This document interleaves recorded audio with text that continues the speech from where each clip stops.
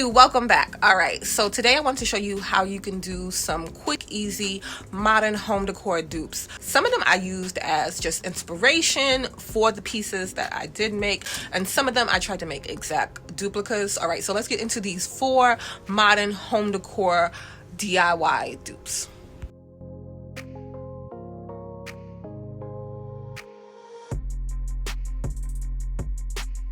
All right, so for this first one, I'm going to try to replicate this lamp that goes for $500. It's a mushroom lamp.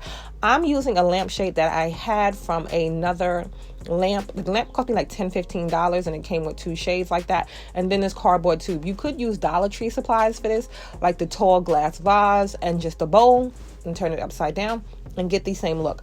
The lamp that we saw was limestone. I'm not going to recreate limestone. I'm just going to make it a textured lamp. So I'm using the textured method for making paint. You can do it a lot of different ways. You can just do it with coats of paint. You can spray paint it and have it a nice even coat if you don't want the texture. There's a lot of different ways to do this. You can cover up the hole there if you don't want the hole up top. But like I said, I just wanted it a nice texture. So I'm going to texturize mine, and I'm doing the cardboard, and the texture helps to cover up the creases and the cracks in the cardboard also.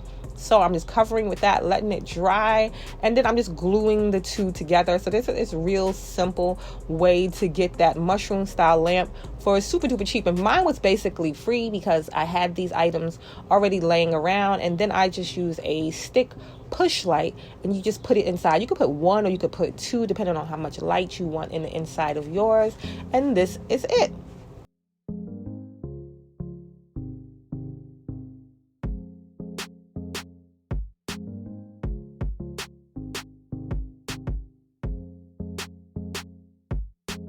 Okay, so now this one, I'm just using inspiration. I'll tell you how you can get it more to look like this one, but theirs is $448. All right, so mine, I'm just taking pieces of cardboard, and the cardboard that I did use was just, the flaps of a box.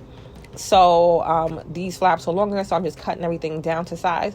And the size was basically the size of the one that I just showed you once I cut everything down. So this is close in size, but this is more of an inspirational piece than a exact replica. And then I just took these wooden dowels from the Dollar Tree, and I cut them down to the size I wanted. So you want to make it how big you want it to stand up, gluing the dowels inside. You can use a full dowel and then have it running all the way up and have it really a lot of support in there. But I'm just cutting mine down because it's not going to be that much from the base to the thing, so it didn't need, and the cardboard is light, so it didn't need that much support. But if you want to get it real sturdy, you just use a longer dowel and you'll have more support in there. I didn't cut the hole out before, so I'm cutting the hole out now. So I'm just measuring, and I'm just like really kind of eyeball measuring. I'm just using the pencil to see where the center is of it and just cutting the hole. If you do it beforehand, it would be maybe a little bit easier, but I just went in there with the razor and then cut around with the scissors until I got the hole. The hole doesn't have to be exact because I believe the other one maybe is wood, so it's like a rustic kind of cut. It's not an even cut. And then I'm just taking Dollar Tree caulk and I'm putting it all over. I did one piece at a time. If you wanted it to look more like the other one, I believe you would do all the pieces at one time, and you could really kind of use your finger to pull out to get that look. But I did one piece at a time. Once the caulk kind of dries a little bit, not fully dry, but dries a little bit, you can smooth it out. You just take your finger, you dip it in the water, and you can smooth out some of those ridges that you have there. I'm using a stick, so my lines are not as thick as the other one was, but you can, like I said, you could just take your finger, you could do them all, take your finger and just go about it. And then too, if you did them all at the same time, you'll see in the end, one of my pieces didn't line up exactly the circle part with the other. I don't know how it went all wonky, but it did. If I did them all at the same time, it would have been easier to just trace out the circle, if you know what I'm talking about. and have everything even. And I did more lines in mine than the other one because they were thicker, so it was less lines that they had. But like I said, it's just inspiration. You don't have to make exact duplicates when you're doing high-end decor dupes. You can just use a piece as something that you might want to, like, you know, you like this part of it but you don't like that part of it, so you just use it as inspiration just to give you a little idea. All right, once I did all of that, then I just used these square wood block, like they're not square, rectangle, these wood pieces that I had, sanded the ends, and then I'm just going to attach these pieces to it. I made sure they were all kind of the same. I didn't do any extra cutting. These were just really scraps that I had. You find a drill bit that matches up with the size of the dowels so that you can get the pieces in there. And then again, I'm just eyeballing the center of these pieces and making the holes in the center deep enough so that everything is nice and sturdy, using some hot glue to make sure that everything stays secure. You could use wood glue too, but it would take longer to dry. And then I'm just securing those in, and then I'm just going to line them up side by side to make sure that the pieces are all the same height. In my opinion, I think it looks more elegant with just the black, but I did add in some brown and white mixed together to make it a little bit lighter to get that kind of look that was from the other piece. But you can just leave it all black, and I think that looks super sleek, but I have so many black pieces. But and because it's ridged like that, while the paint is still wet, you can wipe off any excess that you might have, but you'll do any touch-ups where you want. And then I just added in that, or I could have just left just the brown in the middle. But this is my first try. I was playing around with it, and this is how it turned out. So you could see the wonkiness there, but this was my first try, and it was so simple that I couldn't just make another one. Okay, so now for this one. All right, these are these marble containers at Restoration Hardware, and they start at $188. I have this tube that we bought for the ferret. It was supposed to be like a tube for her to play in. She didn't enjoy it. It's not long enough or whatever, but it is nice and thick, and so I was like, I can make that vessel from RH using this. So I just cut out a piece of cardboard to be the base of it. You really don't even have to do that part based on what you want to do with it. And then I just glued that piece of cardboard there. And then of course, when you're cutting cardboard, it's like, you know, corrugated or what have you and stuff. So you'll see the little ridges and stuff in there. So I just used some Dollar Tree caulk again to fill in that little detail there, and then try to smooth it out to make it look like one piece as opposed to it being separate. You could do a lot of things with this. If you wanted to glam this up, you can do like, you know, little crystals or something around the bottom, what have you and stuff. But like I said, I was trying to do the marble thing. I spray painted it. That didn't go on good enough, so then I painted it and spray painted it again. I did a few different things. And then I was creating a marble effect with the veining. So I just did a dark gray and a lighter gray. And then this is where it went to where I did not like. My veining was too heavy. The one, if you saw the one before, the veining was barely, and I like that look. I like the look of it, like, you know, barely there. But anyway, you would do the veining before the paint dries too much. You would just, you know, feather it out so that it wasn't so sharp. But I went way too heavy on it, and when it was done, I didn't like it. It didn't give me the look that I was going for. So I said, let's try for these textured ones, and these start at $136 at Restoration Hardware, and they're concrete.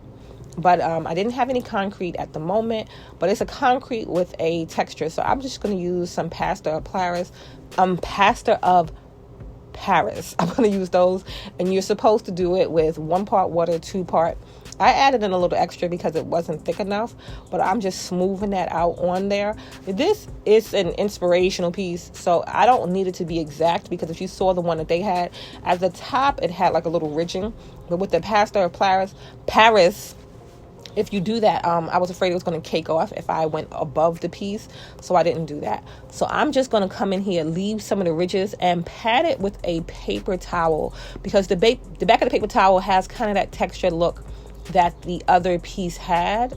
So I'm just patting it all around once it dries up some, but not too much, with the paper towel to get that textured look. And once that was done, I realized I had some left.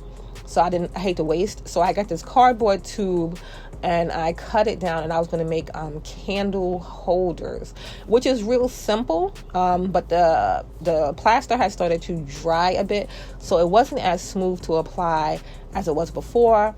I took these Dollar Tree plates that they come in the set, and then I started to apply it to it. So I was going to go for the same type look, so you have matching candle holders to the vessel and then just around the top. So I did that so that it was like an even, so it didn't have that dip that the plate had in it. You can see the texture. You see it there? It kind of looks like the Restoration Hardware piece. I don't know, in my head it does. So then I took the paint, and I'm just going to use these two colors. I got this paint from the Dollar Tree.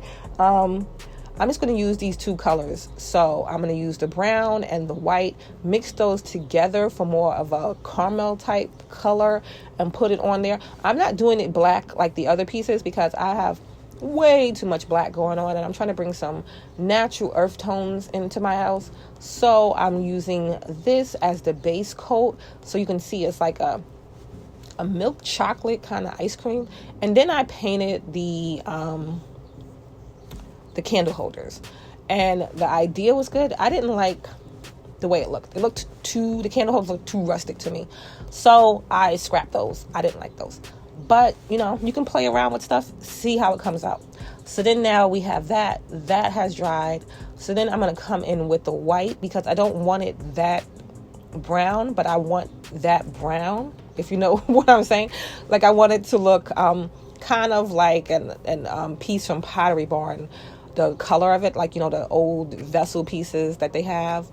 But I wanted it to look like the Restoration Hardware piece also. So I just wanted it like a blend. So not exactly, but, using two different high-end stores to make a piece that fits more my style. And then I'm taking the darker brown and I'm putting that towards the bottom of the piece and the top of the piece.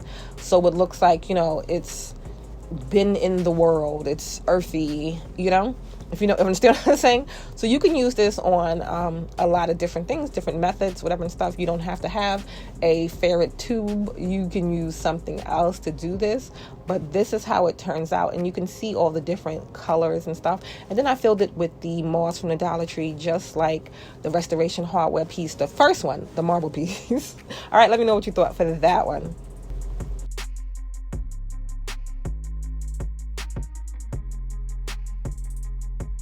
All right, so now for this. Okay, this one was inspired by a few different pieces that I saw. One piece was a Restoration Hard piece, and it had like these metal squares on the wall.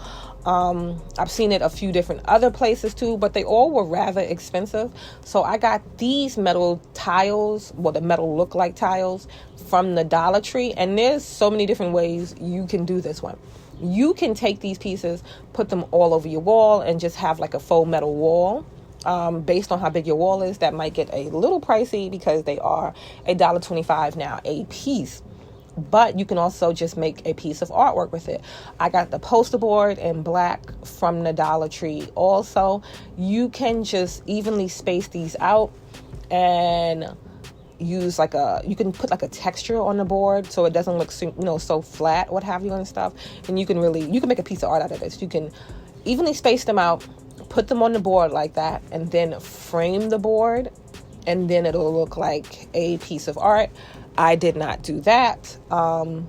You can see I'm cutting just a little bit because I was deciding, I was tossing back and forth what I wanted to do with these, that I want to leave a little piece of black around the edge to give it that individual top. Like, you can do a lot of different things with it, but like I said, the cardboard, the poster board is easy to cut. So you see how it looks like that, and then if you frame that would be a piece by itself.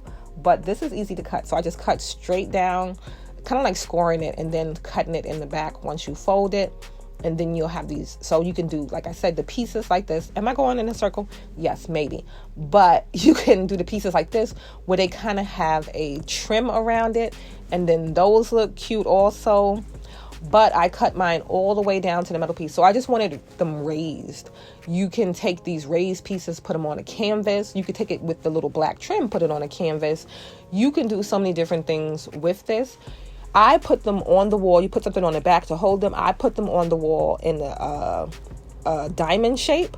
And then I want to show you that you can also put them on the wall in a square shape. You can do this in a bigger way, but this was a cute piece, and it's modern and simple in a way to decorate your wall. So if you're looking for wall decor, this might be it for you because it's simple and clean. Okay, so that was it for today's high-end modern home decor dupes. Let me know what you thought. Let me know if for the ones that I did, you know, kind of go astray on, would you have just tossed it or would you kept going, and if any inspired you. All right, I'll see you in the next one.